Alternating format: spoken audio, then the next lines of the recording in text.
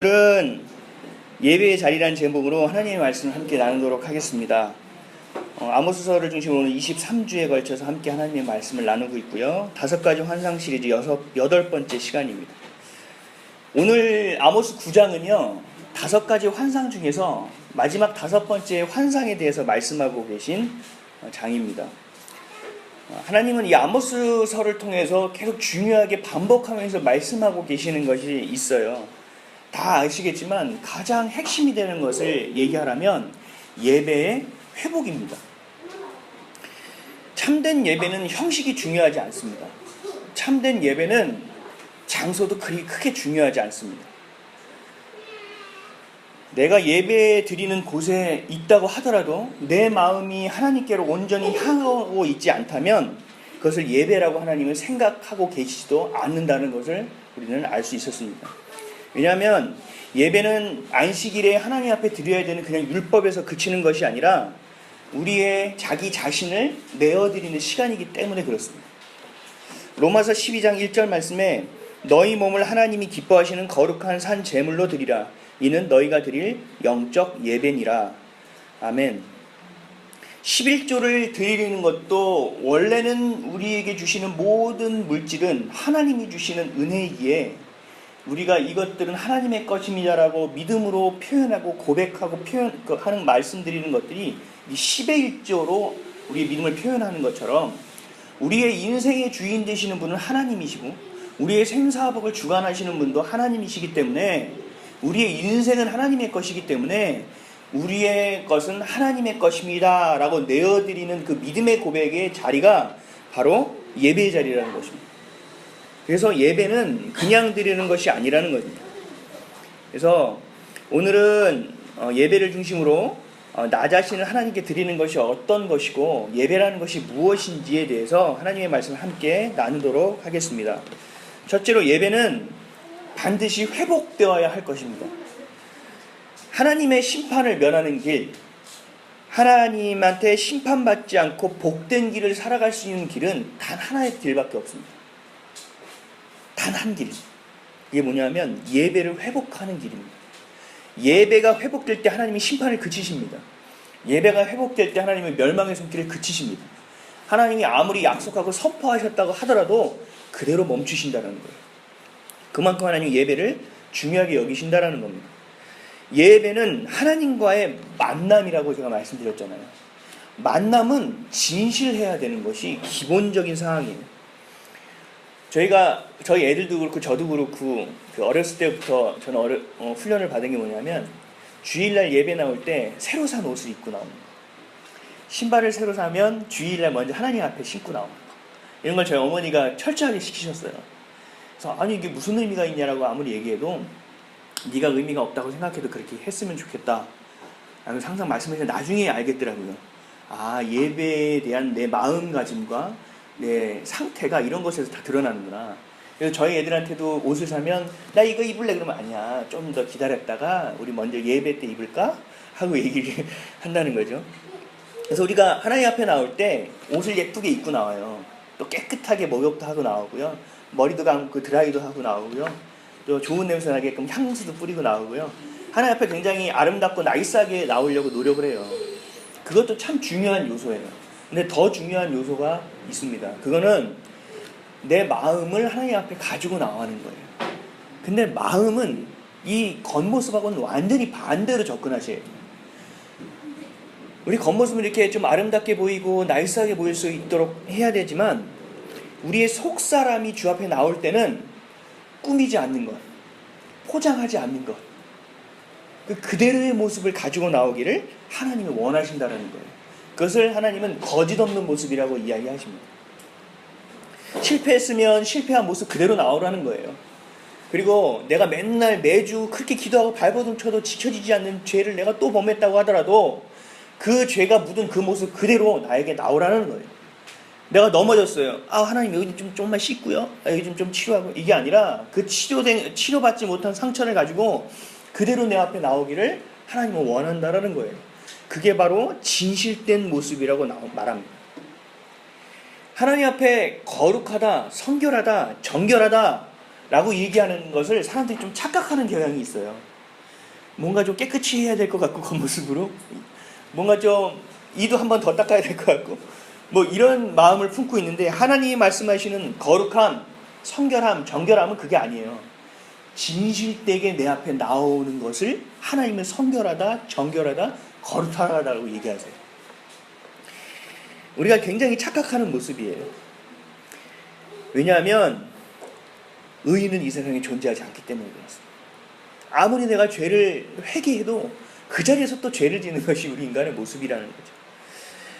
하나님께로 그대로의 모습으로 나오는 것이 진실하고 성결하고 거룩한 예배라고 하나님은 말씀하고 계십니다. 그렇기 때문에 우리가 가식하고 또 포장하고 가면을 쓰는 것을 모두 벗어버리고 하나님 앞에 나오기 위해서는 우리가 겸손할 수밖에 없다라는 거예요. 로마서 3장 9절에서 10절 말씀에 그러면 어떠하냐? 우리는 나으냐? 결코 아니라 유대인이나 헬라인이나 다 죄 아래 있다고 우리가 이미 선언하였느니라. 기록된 바 의인은 없나니 하나도 없으며. 아멘. 하나님 앞에, 예수님 앞에 진실된 모습으로 나왔던 사람들, 칭찬받았던 사람들, 예수님이 직접 만나주시고 치료하고 치유해 주셨던 사람들의 공통점이 한 가지가 있어요. 죄인인 모습 그대로 나왔다는 사실입니다. 겸손한 모습으로 하나님 앞에 나왔다는 사실이에요. 창기들도 그랬죠. 세리들도 그랬죠. 그대로의 모습을 하나님 가지고 나왔어요. 그래서 사람들이 얘기했잖아요. 예수님한테. 이런 사람들하고 함께하는 것이 하나님 합하나이까? 라고 얘기했잖아요. 이거 바리새인처럼 철저하게 율법 지키는 사람은 한 기도하는 거 다 들어보셨죠? 내가 금식을 하고 11조를 내고 또 헌금을 하고 내가 하나님의 성전에 얼마나 헌신하고 있는지 기억하시죠? 라고 시작하는 이 교만된 모습으로 시작되는 것이 바로 바리새인의 모습이었다는 겁니다. 그래서 하나님은 이 바리새인의 기도는 절대로 듣지 않으셨다는 겁니다. 하나님이 들으셨던 기도는 진실된 기도, 죄인들의 기도를 들으셨다는 것을 우리는 반드시 기억해야만 합니다. 마태복음 2장 17절 말씀에 예수께서 들으시고 그들에게 이르시되 건강한 자에게는 의사가 쓸데없고 병든 자에게라야 쓸데있느니라. 나는 의인을 부르러 온 것이 아니로 죄인을 부르러 왔노라 하시니. 아멘. 죄인인 줄 다 알고 죄인을 부르러 왔는데 자기 죄인이 아니라고 하는데 하나님이 어떻게 만나주시겠습니까? 하나님이 우리에게 기대하시는 모습은 깨끗한 모습도 아니고 스스로 잘해나가는 모습도 아니고 나이스한 모습도 아니라는 거예요. 우리가 나이스하지 못하다는 것을 알고 계시고 의인이 아니라는 모습도 알고 계세요. 그래서 있는 그대로 진실되게 나오는 모습을 하나님은 원하신다는 것을 우리가 반드시 기억해야만 합니다. 아멘. 그러한 모습으로 하나님 앞에 서는 것, 바로 이것이 바로 예배라는 것입니다. 그렇지만 대부분의 사람들은 자신의 죄를 인정하지 못하죠. 그리고 죄까지도 품어주시는 하나님을 인식하지도 못합니다. 그래서 자꾸만 회피하게 된다는 거예요.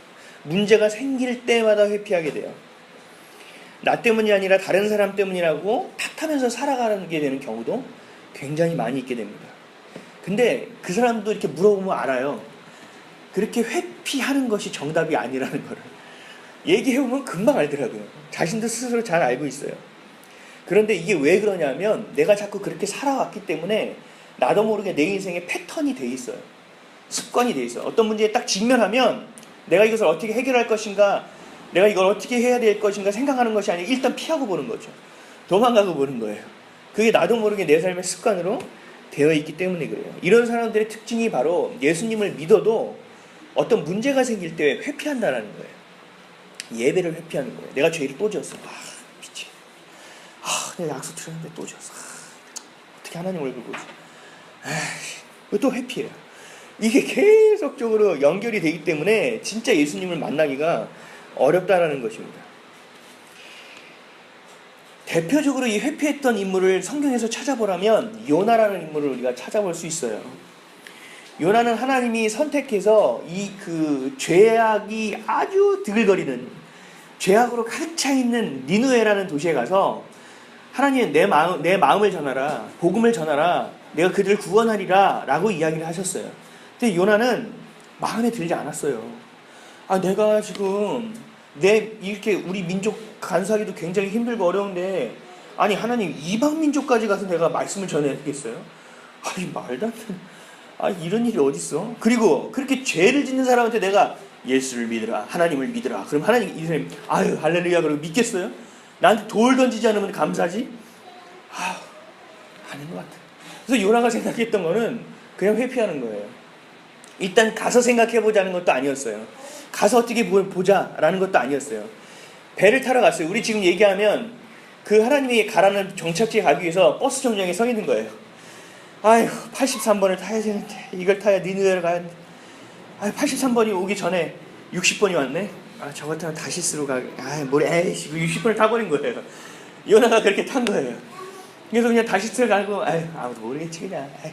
가는데 하나님이 풍랑을 일으켜 해서 그 배에 있는 모든 것을 다 던져버리고 배를 가볍게 해도 하나님의 진노가 멈추지 않자 사람들이 얘기했죠.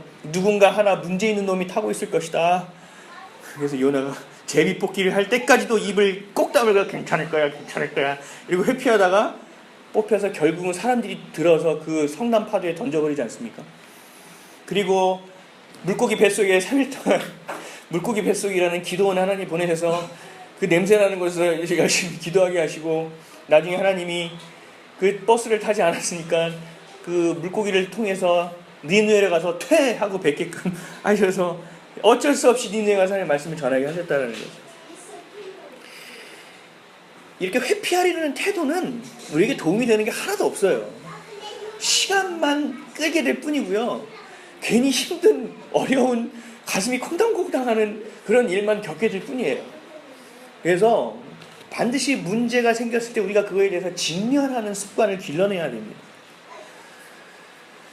저는 총각 시절에 시간이 되면 혼자 굉장히 많이 돌아다녔어요.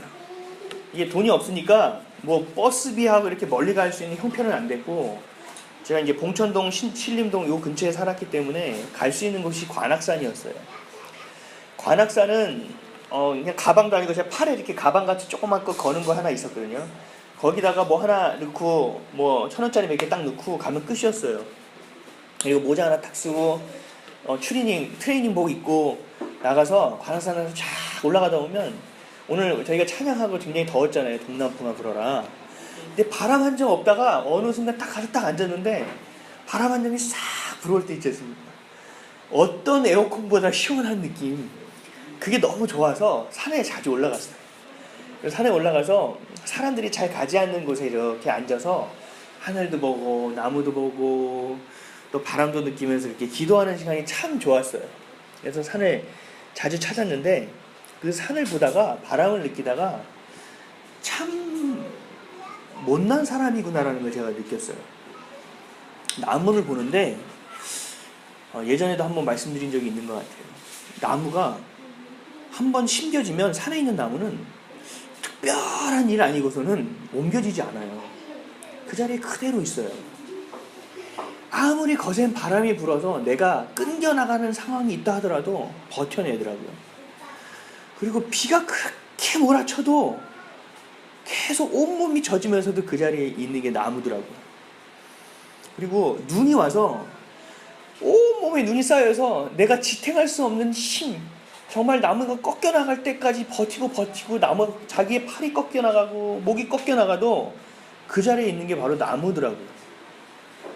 그리고 비가 먹을 거 그 비 하나만을 바라보고 사는데, 그 비조차도 그치고 가뭄이 일어 있을 때 한 방울의 비도 나오지 않고 땅이 갈라지는 그 순간까지도 나무는 그 자리에서 하늘만 바라본다는 거예요. 제가 그 모습을 보고, 야, 나는 나무보다 훨씬 잘난 하나님의 자녀인데, 하나님의 백성인데, 또 하나님의 종으로 살아갈 사람인데, 참 나보다 더 믿음이 뛰어나고 영성이 뛰어난 게 바로 나무구나 라는 것을 제가 알게 됐습니다. 물론 나무에게 다리를 달아놨다면 또 어떤 상황이 발생할지 모르겠지만, 어쨌든 그 상황에서 보면은 참 나무의 영성이 대단하구나. 그래서 그 자리에 제가 그렇게 기도했던 게 기억나요. 하나님, 저도 나무와 같은 영성이 있게 해주십시오. 하나님, 저도 이렇게 하나님이 주신 것들만 바라보고 살아갈 수 있는 영성이 되게 해주십시오.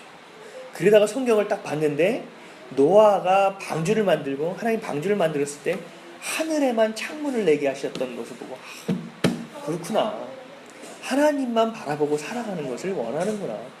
어떤 문제가 있을 때 도망가는 것이 아니라 늘 그 자리에서 버티고, 그 자리에서 하나님 원하시는 뜻을 찾고, 힘들고 어렵고 낙담되고 넘어져도 그 자리에 내가 버티고 서 있을 때 하나님이 인도해 주시는구나. 물을 마르게 하시는 이도 하나님이시고 다시 키워주시고 창조하시는 분도 하나님이시구나 라는 것을 제가 느끼게 됐습니다.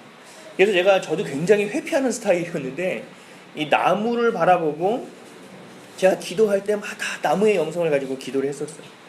그래서 나무를 보고 나서 갈등이 굉장히 많이 줄어든 것 같아요. 회피하는 횟수도 눈에 띄게 많이 줄어들었습니다. 지금은 완전히 반대가 돼서 뭐가 있으면 그냥 적극적으로 가서 부딪히려고 하지 회피하려는 것은 거의 없는 것 같아요. 우리가 맞닥뜨리면서 살아가는 것이 굉장히 중요합니다. 그게 예배의 자리에까지 반영된다는 사실이에요. 내가 늘 직면하고 맞닥뜨리면서 살아갈 때 내가 문제가 있고 죄가 있고 어려움에 직면했을 때 하나님 앞에 달려가고 예배 자리로 돌아가는데 내가 자꾸 회피하는 습관을 갖게 됐을 때는 문제가 생기고 어려움이 생겼을 때는 하나님 앞으로 돌아가는 것들을 사람들이 생각하지 않게 됩니다. 멀리 돌아가게 됩니다. 오늘 본문을 보면 열심히 회피하고 도망가는 북이스라엘 사람들을 볼 수 있어요. 오늘 본문 2절, 3절 말씀입니다. 다 같이 한번 읽어보겠습니다. 시작. 그들이 파고 스올로 돌아갈지라도 내 손이 거기에서 붙잡아낼 것이요 하늘로 올라갈지라도 내가 거기에서 붙잡아내릴 것이며 갈멜산 꼭대기에 숨을지라도 내가 거기에서 찾아낼 것이요 내 눈을 피하여 바다 밑에 숨을지라도 내가 거기서 뱀을 명령하여 물게 할 것이요. 아멘. 보면 하나님 굉장히 집요하신 것 같아요. 도망가죠. 내가 반드시 찾아내고 이 갈멜산이라는 것이 거의 그 끝에 있는 거예요. 바닷가 근처에 높은 산. 도망가서 거기까지 도망갈 데가 없어서 바다 밑에 들어가더라도 내가 바닷뱀을 시켜가지고 너를 반드시 찾아낼 것이다 아니에요. 물게 할 것이다 라고 얘기하고 있어요. 회피하고 도망하더라도 하나님은 어떻게든 찾아서 징계하시고 그 이유를 물으시겠다라는 거예요. 좀 더 쉽게 얘기하면 회피해도 소용이 없다라는 겁니다. 슬럼프라고 우울하다고 잠수 타는 것을 하나님 굉장히 싫어하시는 거예요. 내 앞에 나오라고 말씀하시는 거예요. 있는 모습 그대로. 그래서 예배를 회복하는 것은 있는 모습 그대로 예배의 자리로 나오는 것을 의미한다는 것입니다. 운동선수들이 슬럼프에 빠지죠. 그렇죠? 지금 타이거 우즈는 완전히 망가졌더라고요. 그죠? 새로운 또 신성들이 드러나고, 그죠? 이제 박세리도 은퇴하고 또 새로운 신성들이 나타나고, 골프도 그렇고 야구도 그렇고 마찬가지입니다. 근데 지금 박병호라는 타자도 우리나라 최고의 홈런 타자인데 불구하고 미국 가서 잘 치다가 2군으로 강등됐어요. 마이너로. 그러니까 이렇게 운동선수들이 슬럼프가 왔을 때 하는 행동이 있어요. 하는 일이 있어요. 얼마 전에 기사를 보니까 강정호도 그랬더라고요. 내가 가장 전성기 때 잘 치고 잘 맞았을 때 성적이 좋았을 때의 영상을 반복해서 봅니다. 그러면서 지금의 영상과 비교해서 보면서 내 자세를 봐요. 내 자세가 왼쪽이 빨리 오픈되느냐, 오른쪽이 빨리 오픈되느냐, 헤드업이 빨리 되느냐, 이런 것들을 계속적으로 영상을 비교해서 봐서 내 자세를 교정한다고 합니다. 슬럼프에 왔을 때 운동선수들은 되게 이렇게 해요. 왜냐하면 폼에서 잘못됐다는 것을 알기 때문에. 그래서 자꾸 기본으로 돌아가는 거예요. 기초로 돌아가는 모습이 바로 운동선수가 하는 것이라는 거죠. 우리의 삶도 슬럼프에 빠질 때가 있어요. 우리의 삶도 잘 되다가 어려움에 빠질 때가 있어요. 늘 건강하다가 이 건강이 갑자기 무너지는 시기가 있어요. 그때 어떻게 되느냐? 내가 제일 영적으로 활발하고 좋았을 때, 하나님을 만나고 행복했을 때, 하나님과 동행했을 때가 언젠지를 내가 찾아가 봐야 되는 거예요. 그것을 잘 찾아가 보면 하나의 길에 도달하게 되실 거예요. 하나님과의 만남이 온전할 때입니다. 그 하나님과의 만남이 온전할 때가 바로 예배에 내가 하나님의 예배를 통한 하나님의 권능의 말씀을 만나고 있을 때, 내가 그 말씀으로 살아가려고 노력할 때, 내가 죄로 인하여 견디기 어려울 때, 하나님의 기쁨이 되고자 노력했을 때가 가장 내 인생의 아름다웠던 시기였을 것입니다.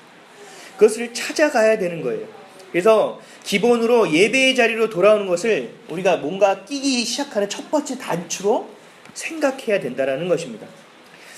예배는 하나님과의 관계 가운데 가장 중요하고 가장 기초적이고 가장 기본적인 것이기 때문에 그렇습니다. 그 예배를 통하여 하나님이 우리에게 기본적이고 기초적인 것을 가르쳐준 가장 첫 번째 것이 뭐냐면 순종입니다.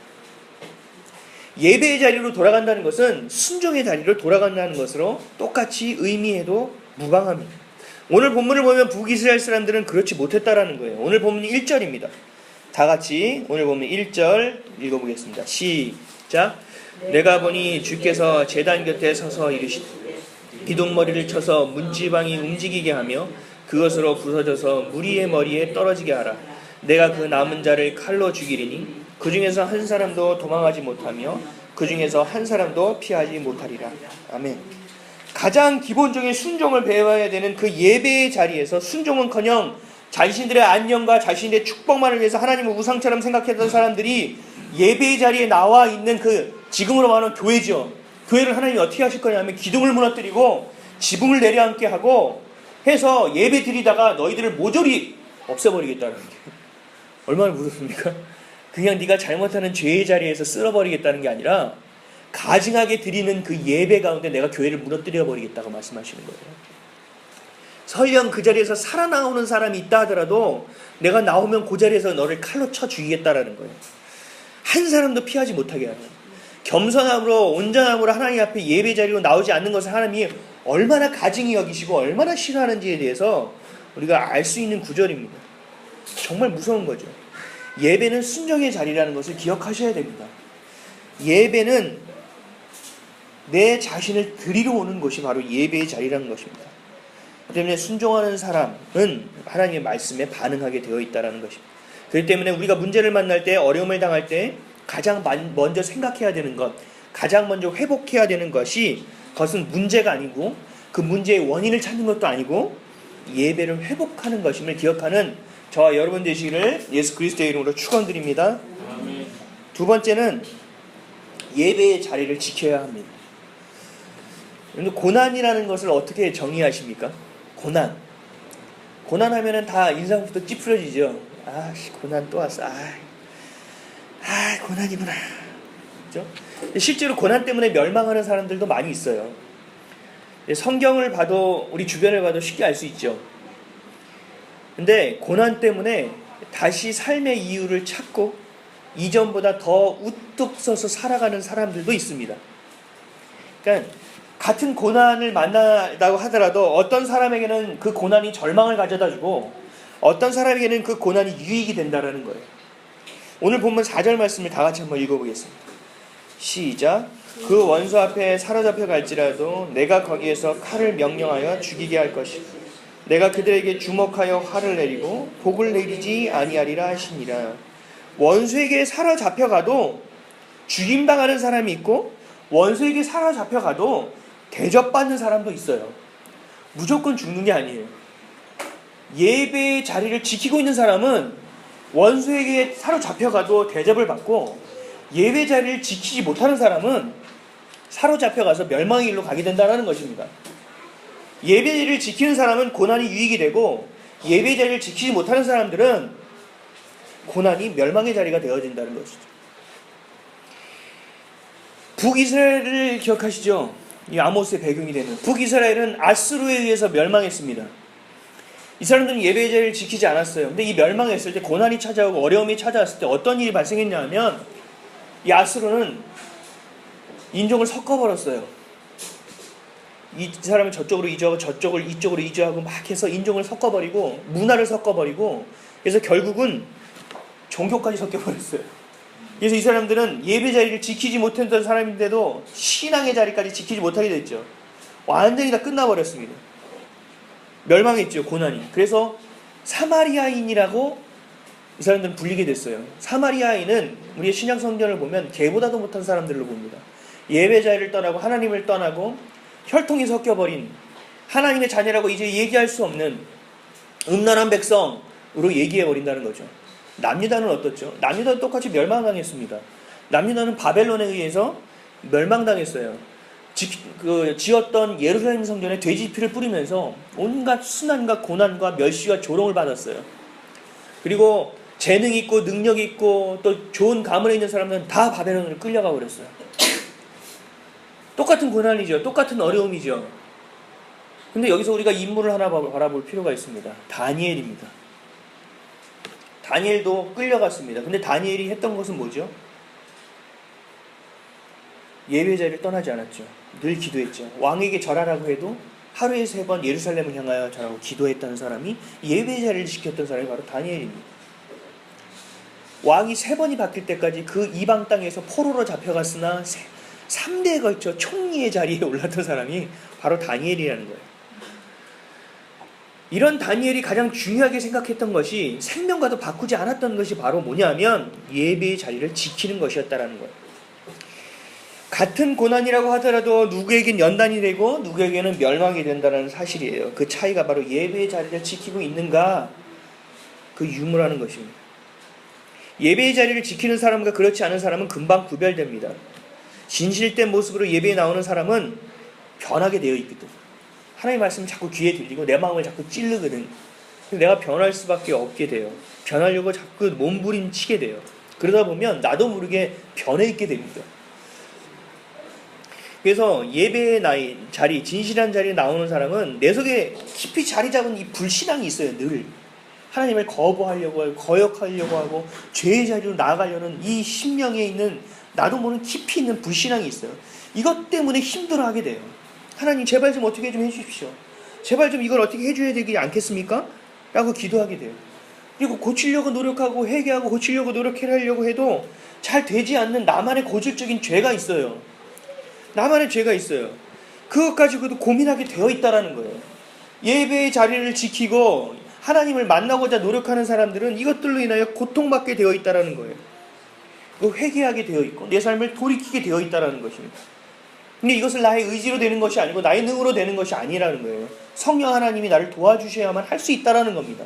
그때는 기도해야 되는 거예요. 성령님 도와주십시오. 좀 이것 좀 끌어냈으면 좋겠습니다. 나도 힘듭니다. 나도 괴롭습니다. 좀 도와주십시오라고 기도해야 된다는 거예요. 입술에 회개만 하고 삶에 돌이킴이 없는 사람들 있잖아요. 그런 사람들이 이렇게 개인적으로 물어보고 예배에 잘 참석 안 해요. 이런 사람들은 띄엄띄엄 나와요. 좀 한 대 맞을 것 같으면 한번 나오고 뜸들이고 있다가 또 혼날 것 같으면 또 한번 나오고 이런 또 패턴들이 있더라고요. 이런 사람들하고 한번 얘기해보면 내가 하나님한테 미안해서 내가 목사님 얼굴 보기 좀 미안해 죄송스러워서 이러고 교회 안 나와요. 예배 자리를 벗어난다는 거예요. 근데 이거는 제가 자신 있게 얘기할 수 있는 게 이것은 죄를 내가 은폐하는 행위예요. 이거 은폐, 은폐라고 하죠. 전쟁할 때 총알로 인해서 내가 숨는다는 거예요. 내가 자꾸 나를 숨기는 행위밖에 안 되는 거예요. 우리가 자꾸 그것을 인정하지 않게 된다는 거죠. 그래서 이게 내가 계속 죄를 지어도 죄인지 모르게끔 돼버려요. 하나님을 만나고 그 회개하고 그 예배 자리를 지킬 때 우리는 돌이켜지게 된다는 사실입니다. 고난이 있게 되면 그 고난을 바라보고 그 어려움이 되게 되면 어려움 자체만을 보는 것이 아니라 그 어려움의 성격을 우리가 봐야 될 필요가 있습니다. 다시 말해서 이런 고난이 왜 내게 왔는지를 깊이 묵상해 봐야 될 필요가 있다는 거죠. 이게 나를 회복시키려고 주시는 고난인지 나를 진짜 징계하려고 주시는 고난인지를 우리가 알아야 된다는 거예요. 좀 바라봐야 된다는 거예요. 근데 하나님과의 관계가 온전하지 않고 예배 자리를 지키지 못하는 사람들은 다 후자로 기억해요.